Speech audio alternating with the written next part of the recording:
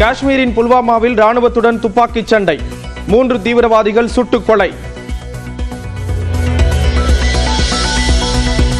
தங்கம் விலை ஒரு சவரனுக்கு 1560 ரூபாய் சரிவு, ஒரு சவரன் 68,880க்கு விற்பனை. மசோதா மீது முடிவு செய்ய காலக்கெடு நிர்ணயித்தது எப்படி? உச்சநீதிமன்றத்திற்கு குடியரசுத் தலைவர் திரௌபதி முர்மு கேள்வி. உதகையில் மலர் கண்காட்சியை தொடங்கி வைத்தார் முதலமைச்சர் மு க ஸ்டாலின். மலர்களால் உருவாக்கப்பட்ட அரியணையில் அமர்ந்து புகைப்படம் எடுத்துக் கொண்டார்.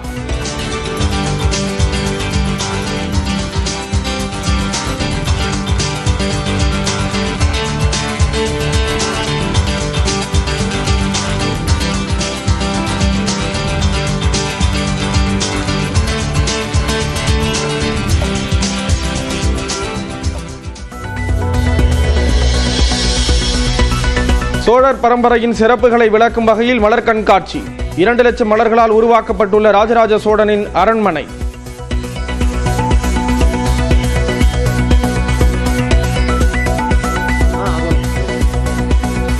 மசோதாக்கள் மீது தான் முடிவெடுக்க காலக்கெடு நிர்ணயிக்க முடியுமா என உச்சநீதிமன்றத்திடம் விளக்கம் கோரியுள்ள குடியரசுத் தலைவர் திரௌபதி முர்மு 14 கேள்விகளை முன்வைத்துள்ளார்.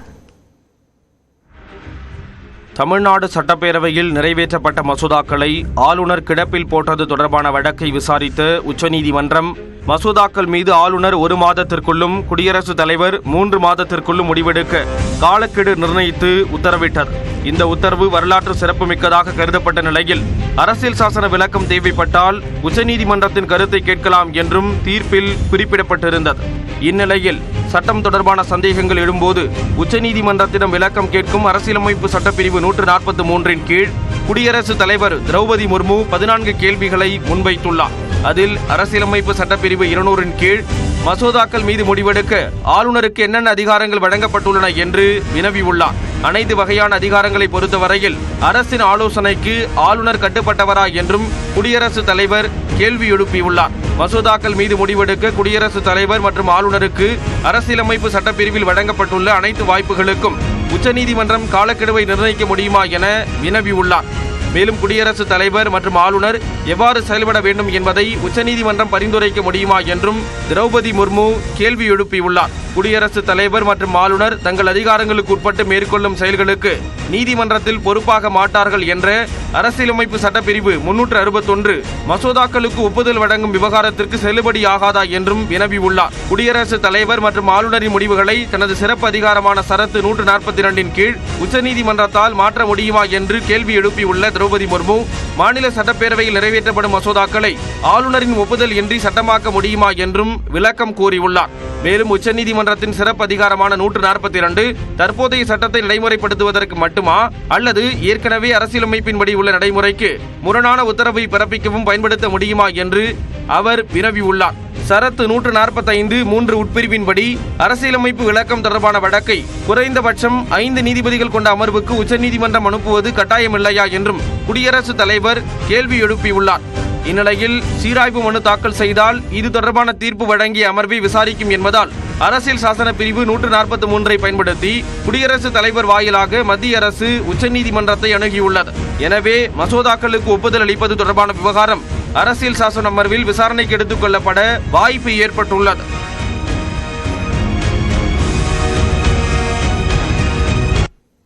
இஸ்ரேல் தாக்குதல் நடத்தி வரும் காசாவில் பஞ்சம் ஏற்படும் அபாயம் இருப்பதாக ஐநா சபை எச்சரித்துள்ளது.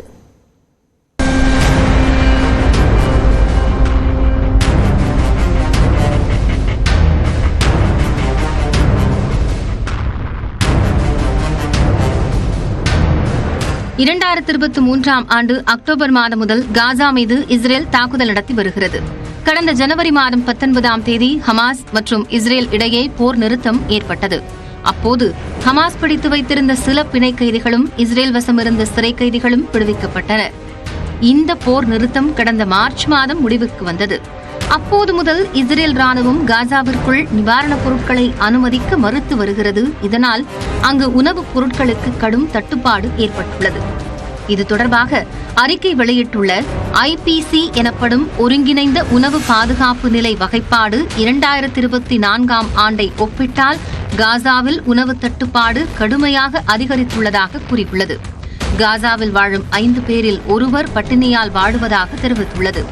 உணவு பாதுகாப்பு கிடங்குகள் காலியாகிவிட்டதாகவும் ஊட்டச்சத்து குறைபாட்டால் பாதிக்கப்பட்டுள்ள குழந்தைகளுக்கு சிகிச்சை அளித்து வரும் மருத்துவர்கள் ஒருவருக்கு கொடுக்கும் உணவை இருவருக்கு பகிர்ந்தளிக்கும் சூழல் உள்ளதாகவும் கூறியுள்ளனர். ஐநா சபையின் உணவு மற்றும் வேளாண் அமைப்பும் காசாவில் பஞ்சம் ஏற்படும் நிலை உள்ளதாக எச்சரித்துள்ளது. காசாவில் விவசாயம் மொத்தமாக சீர்குலைந்து போயுள்ளதாகவும் போர் நிறுத்தத்தின் போது கொண்டுவரப்பட்ட உணவுப் பொருட்கள் அனைத்தும் தீர்ந்துவிட்டதாகவும் தெரிவித்துள்ளது. உலக உணவு அமைப்பால் காசாவில் நடத்தப்பட்டு வரும் அங்காடிகள் அனைத்தும் பொருட்கள் இல்லாமல் மூடப்பட்டுவிட்டன. உணவுப் பொருட்களின் விலையும் கடுமையாக அதிகரித்துள்ளது. உதாரணத்திற்கு 1 கிலோ தக்காளி அங்கு 900 ரூபாய்க்கு விற்கப்படுகிறது. ஒருங்கிணைந்த உணவு பாதுகாப்பு நிலை வகைப்பாடு காசாவில் 5 கட்ட பஞ்ச நிலையை அறிவித்துள்ளது. ஏப்ரல் 1ஆம் தேதியிலிருந்து மே மாதம் 10ஆம் தேதி வரையிலான காலத்தில் 2,44,000 பேர் கடுமையான பட்டினிக்கு ஆளானதாக தெரிவித்துள்ளது. பஞ்சம் என்பது மிகவும் அரிதாகவே அறிவிக்கப்படுகிறது. சோமாலியாவில் 2011ஆம் ஆண்டும் 2017ஆம் ஆண்டும் தெற்கு சூடானில் பஞ்சம் ஏற்பட்டதாக அறிவிக்கப்பட்டது. கடந்த ஆண்டு சூடானின் மேற்கு பகுதியான டார்ஃபர் பஞ்சத்தால் பாதிக்கப்பட்டதாக அறிவிக்கப்பட்டது. பஞ்சம் என அறிவிக்கப்படுவதற்கு முக்கியமான 3 அம்சங்கள் கணக்கிடப்படும். 20% வீடுகளில் கடுமையான உணவு தட்டுப்பாடு இருந்தால் 6 மாதங்கள் முதல் 5 வயது வரையிலான 30% குழந்தைகள் ஊட்டச்சத்து குறைபாட்டால் பாதிக்கப்பட்டிருக்க வேண்டும். 10,000 பேரில் 2 பெரியவர்களோ 3-5 வயதிற்குட்பட்ட குழந்தைகளோ பட்டினியால் இறந்திருக்க வேண்டும். காசாவில் செப்டம்பர் மாத வாக்கில் 4,77,000 பேர், அதாவது 22% பேர் பட்டினியால் பாதிக்கப்படுவார்கள் என ஐபிசி கணித்துள்ளது. இது பஞ்சம் என அறிவிக்கப்படுவதற்கு முதல் படியாகும். ஆனால் 2 காரணிகள் அங்கு நிலவவில்லை. ஆனாலும் காசாவில் கடுமையான உணவு தட்டுப்பாடு நிலவி வரும் சூழலில் பஞ்சம் என அறிவிக்கப்படுவது தாமதம் ஆனால் அதற்குள் ஏராளமானோர் உயிரிழக்கக்கூடும் என தொண்டு நிறுவனங்கள் எச்சரிக்கின்றன. மார்ச் 2004 வடக்கு காசாவில் உடனடி பஞ்சம் ஏற்படும் என்று ஐபிசி எச்சரித்தது. இதற்கடுத்த மாதமே இஸ்ரேலிய தாக்குதலில் 7 உதவி பணியாளர்கள் கொல்லப்பட்டதை தொடர்ந்து அமெரிக்காவின் அழுத்தத்தின் கீழ் இஸ்ரேல் உதவிப் பொருட்கள் காசாவிற்குள் நுழைய பாதைகளை திறந்துவிட்டது. இந்தியாவின் தாக்குதலால் பாகிஸ்தானின் 13 விமானப்படை தளங்கள் எந்த அளவுக்கு பாதிக்கப்பட்டு உள்ளது என்பது குறித்து வரைகலை மூலம் விளக்குகிறார் நெறியாளர் காயத்ரி. ஆபரேஷன் சிந்தூர் தாக்குதலை தொடர்ந்து இந்தியா தரப்பிலிருந்து கொடுக்கப்பட்ட பதிலடி தாக்குதல்கள்ல பாகிஸ்தானோட விமானப்படை தளங்கள் குறிவைத்து தாக்கப்பட்டது. இந்த செயற்கைக்கோள் புகைப்படங்கள் அப்படிங்கிறது இப்ப வெளியாகி இருக்கு. ஆபரேஷன் சிந்தூர் தாக்குதலுக்கான இந்த செயற்கைக்கோள் புகைப்படங்களை இந்திய விமானப்படை வெளியிட்டிருக்காங்க. மே 7ஆம் தேதியிலிருந்து 9ஆம் தேதி வரைக்கும் நீடித்த இந்த தாக்குதல்கள்ல எந்தெந்த இடங்கள் பாகிஸ்தான்ல அழிக்கப்பட்டிருக்கு அப்படிங்கறத புகைப்படம் மூலமாக பார்க்கலாம். முதல்ல பாகிஸ்தான்ல இருக்கக்கூடிய பஹவல்பூர், அதாவது பஞ்சாப் மாகாணத்தில் இருக்கக்கூடிய இந்த பகுதியில தான் ஜெய்ஷ் இ முகமது தலைமையகம் செயல்பட்டு வந்தது. இதை குறிவைத்து மே 7 இந்திய விமானப்படையினர் தாக்குதல் நடத்துறாங்க. இது தாக்குதலுக்கு முன்பாக இருக்கக்கூடிய புகைப்படம், தாக்குதலுக்கு பின்பாக இருக்கக்கூடிய புகைப்படம். இதுல எந்த அளவுக்கு சேதம் இருக்குன்னு பார்க்கலாம். மொத்தமா 4 இடங்கள்ல டார்கெட் பண்ணி இங்க தாக்குதல் நடத்தப்பட்டது. அடுத்ததா பார்த்தோம்னா அதே பஞ்சாப் மாகாணத்தில் இருக்கக்கூடிய பாகிஸ்தானுடைய முருத்கே பகுதி, இது லஷ்கர் இ தொய்பாவினுடைய தலைமையகமாக இருக்கிறது. அது மட்டும் இல்லாம இங்கேயும் 4 இடங்கள்ல டார்கெட் பண்ணி தான் தாக்குதலை முன்னெடுத்தாங்க. தாக்குதலுக்கு முன்பாக இருக்கக்கூடிய புகைப்படங்களையும் அதன் பிறகு இருக்கக்கூடிய புகைப்படத்திலையும் அந்த பாதிப்பை நம்மளால பார்க்க முடிகிறது. இது மே 7 நடத்தப்பட்ட தாக்குதல். அதன் பிறகு 8-9 அந்த பதிலடி தாக்குதல்கள்ல பார்க்கும் பொழுது மிக முக்கியமான விமானப்படை தளங்கள் அழிக்கப்பட்டது. பஸ்ரூர் விமானப்படை தளம் அப்படிங்கிறது தான் அந்த மிக முக்கியமாக பார்க்கப்படுகிறது. காரணம் என்னன்னா, பாகிஸ்தானுடைய தொழிற்சாலைகள், தோல் தொழிற்சாலைகள்லாம் அதிகமாக இருக்கக்கூடிய ஒரு பகுதியாக இது பார்க்கப்படுகிறது. அந்த அடிப்படையில் தாக்குதலுக்கு முன்பாக அந்த பகுதி எப்படி இருக்கு, தாக்குதலுக்கு பிறகு அதனுடைய மேற்புற பகுதியில் எவ்வளவு தூரம் பாதிப்பு ஏற்பட்டு சேதமடைஞ்சிருக்கு அப்படிங்கிறதையும் பார்க்க முடிகிறது. இதற்கு அடுத்தபடியா பார்த்தோம்னா ஜக்கோபாபாத் விமானப்படை தளம், இதுவும் மிக முக்கியமான ஒரு விமானப்படை தளமாக பார்க்கப்படுகிறது.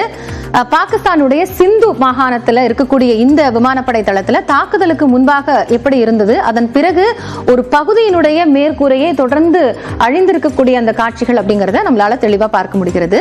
இந்த விமானப்படை தளத்திற்கு பிறகாக பார்த்தோம் அப்படின்னா ரஹீம் யார் கான் விமானப்படையினுடைய ஓடுதளம், இந்த ரன்வேயை குறிவைத்து தாக்குதல் நடத்தப்பட்டதுங்கிறதுக்கான காரணம் என்னன்னா போர் விமானங்களை இயக்க முடியாது அப்படிங்கிற அடிப்படை கான்செப்ட் தான். தாக்குதலுக்கு முன்பாக இருக்கக்கூடிய அந்த ரன்வேயினுடைய புகைப்படம்ங்கிறது தாக்குதலுக்கு பிறகாக எப்படி சிதிலமடைந்திருக்கு அப்படின்னு பார்க்க முடிகிறது. அது மட்டும் இல்லாம இதனுடைய அந்த மேசிவா இருக்கக்கூடிய அந்த ஒரு பெரிய பள்ளத்தினுடைய புகைப்படம் கூட வெளியாக இருந்தது. இந்த தாக்குதலும் மிக முக்கியமானதாக பார்க்கப்படுகிறது. அதே மாதிரிதான் சர்கோதா விமானப்படையினுடைய ஓடுதள தாக்குதலுக்கு முன்பு இருக்கக்கூடிய அந்த ரன்வேயினுடைய பாத் எப்படி இருக்குன்னு பார்க்கிறோம். அதன் பிறகு மிகப்பெரிய ஒரு சேதம் ஒரு நடு பகுதியில் ஏற்பட்டிருக்கிறதையும் இந்த புகைப்படங்கள் நமக்கு தெளிவா காட்டுது. இதுவுமே ஒரு முக்கியமான அழித்தொழிப்பா பார்க்கப்படுது. அதற்கு அடுத்தபடியா பார்த்தோம்னா நுர்கான் பாகிஸ்தானுடைய கட்டுப்பாட்டு மையம் செயல்படக்கூடிய ஒரு பகுதியாக இருக்கிறது. இது தாக்கப்பட்டது அப்படிங்கிறது தான் பாகிஸ்தானுக்கு மிகப்பெரிய ஒரு பேரிடியாக அமைந்தது. தாக்குதலுக்கு முன்பாக இருக்கக்கூடிய அந்த காட்சிகள், தாக்குதலுக்கு உள்ள ஆளான பிறகு இருக்கக்கூடிய அந்த புகைப்படங்கள்ல அதனுடைய சேதம் எப்படி இருக்கு அப்படின்னு பார்க்க முடிகிறது. இந்த நுர்கான் பகுதியிலிருந்து தான் எல்லா ஆபரேஷன்ஸுக்கும் இன்ஸ்ட்ரக்ஷன்ஸ் அப்படிங்கிறது கொடுக்கப்படும்.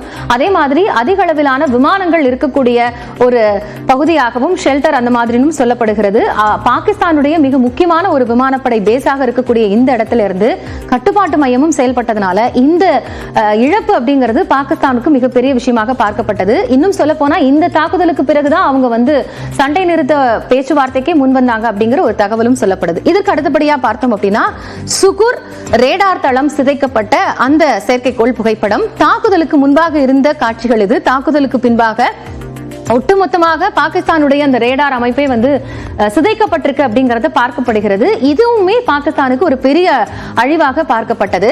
அதே மாதிரி இது கராச்சி பகுதியில் இருக்கிறதுனால இந்த அழிவு அப்படிங்கிறதுமே ஒரு ஒட்டுமொத்த பாகிஸ்தானுடைய பகுதியில் இருக்கக்கூடிய மிக முக்கியமான ஒரு அழிப்பாகவும் பார்க்கப்படுகிறது. இறுதியா நம்ம பார்த்தோம்னா பொலாரியினுடைய விமானங்கள் நிறுத்தி வைக்கக்கூடிய இடம் தாக்கப்பட்ட அந்த காட்சிகள், இது பாகிஸ்தானுடைய மிக முக்கியமான ஒரு விஷயமாக பார்க்கப்படுகிறது. இதுவும் கராச்சி பகுதியில தான் இருக்கு. இந்த தாக்குதல் இருக்கக்கூடிய புகைப்படங்களை நம்ம வைத்து பார்க்கும் பொழுது அதுக்கு முன்பு எப்படி இருக்கு, அதனுடைய பகுதி எப்படி ஒட்டுமொத்தமா சிதிலம் அடைந்திருக்கு அப்படிங்கறதையும் புரிந்து கொள்ள முடிகிறது. ஒட்டுமொத்தமாக 13 இடங்களை டார்கெட் பண்ணி இந்திய விமானப்படை இந்த தாக்குதலை முன்னெடுத்திருந்தாங்க. அதனுடைய செயற்கைக்கோள் புகைப்படங்கள் வெளியிட்டு இந்த தாக்குதலையும் இந்திய விமானப்படை உறுதிப்படுத்தி இருக்கு. இந்த தாக்குதல்கள் மூலமாக பாகிஸ்தானுக்கு ஒரு மிகப்பெரிய இழப்பு ஏற்பட்டிருக்கும் அப்படின்னு சொல்லப்படுது.